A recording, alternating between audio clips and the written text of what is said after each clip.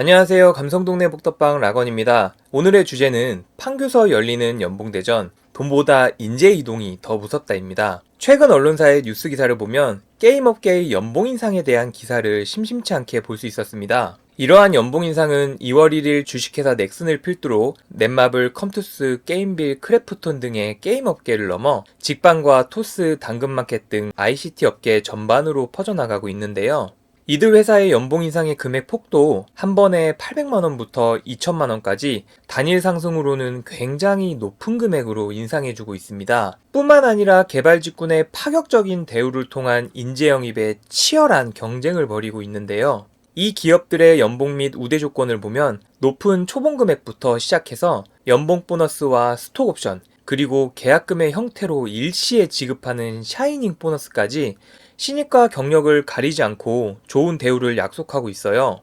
이전까지의 이런 개발자 쟁탈전은 전통 IT 게임 업체 간에 벌어졌던 데 비해서 이번 이슈는 다른 업종에 종사하는 업체들까지 서비스와 주력 사업을 인공지능과 빅데이터 등의 4차 산업혁명 기술 기반으로 전환하면서 일제히 개발자 확보에 나서는 모습인데요. 특정 업계의 연봉킹 시대가 저물고 새로운 산업으로 그 자리를 넘겨주는 모양새인데, 인터넷과 게임 그리고 스타트업 업계로 대규모 인재 유출 사태의 우려까지 나올 정도라고 합니다. 한 언론사에서는 이번 ICT 업계의 인재 영입 사태를 판교에서 열린 연봉대전이라고 칭하기도 하였는데요. 그 이유는 누구나 알만한 굵직한 ICT 기업인 네이버, 카카오, NC소프트 등이 판교에 위치하고 있어서입니다. 사실 판교 신도시는 만들어질 당시부터 강남 중산층의 아파트 수요를 분산하기 위해 지어졌습니다. 그런 이유로 판교의 지구 단위 계획은 쾌적함을 중점에 두고 개발되었고, 부지 면적에 비해 주택수가 적었던 판교의 민영 아파트는 평당 1,800만원 수준이라는 당시의 분양가로는 상당히 높은 가격이 책정되었는데요.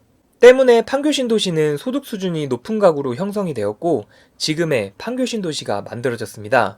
빠르게 변화하는 산업 환경의 결과로 특정 지역에 부가 집중되는 현상이 가속화되고 있는데요. 작년에 판교 테크노밸리에서만 기록한 매출액이 총 100조 원에 다다를 정도였다니 말이죠.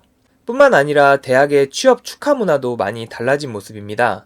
최근 졸업을 맞이한 대학교의 취업 축하 플래카드에는 대기업이 주류였던 과거와는 달리 네이버, 카카오, 토스 등 정보기술 기업의 이름이 더 흔하게 보인다고 합니다. 정보통신 기술업계의 잇따른 연봉 인상으로 연봉 지형도가 달라지자 취업 준비생들의 선호도도 변하고 있는 건데요. 2015년과 2021년에 서울대 대입 정시 배치표 순위를 확인해보면 컴퓨터공학 부분의 비약적인 상승을 엿볼 수 있는데, 최근 서울대 컴퓨터공학부의 입시 점수는 지방 국립대 의대보다도 높은 수준이라고 합니다. 이같이 정보통신 기술업계가 화끈한 인재 영입을 할 수 있는 배경에는 그만큼 ICT 업계에서 기술자가 차지하는 부분이 크기 때문인데요. ICT는 사람이 전부인 산업으로 인적 자원이 산업 경쟁력과 직결되기 때문에 기업들이 앞다퉈 사람을 챙기는 이유입니다. 취준생들이 ICT 산업 취업을 선호하면서 전통적으로 인기가 높았던 제조, 금융, 유통업도 우수인력 확보에 어려움을 겪고 있는데요. ICT 기업뿐만 아니라 이런 업계도 인공지능과 클라우드 등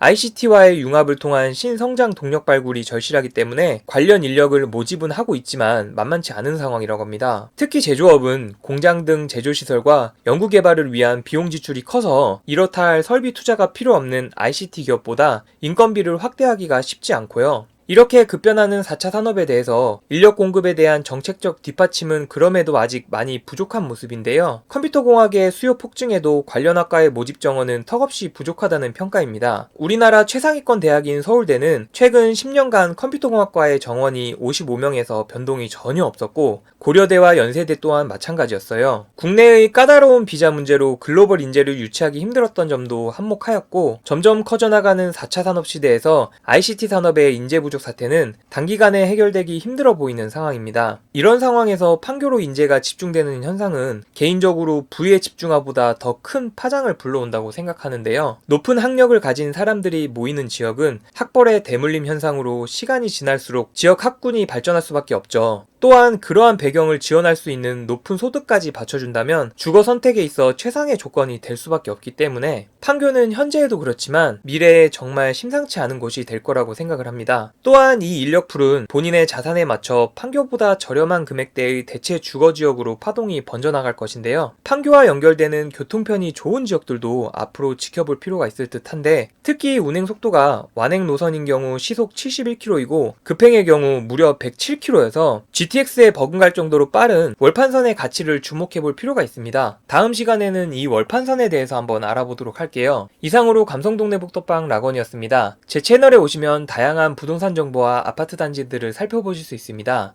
유익하게 보셨다면 좋아요, 구독하기 부탁드리겠습니다. 감사합니다.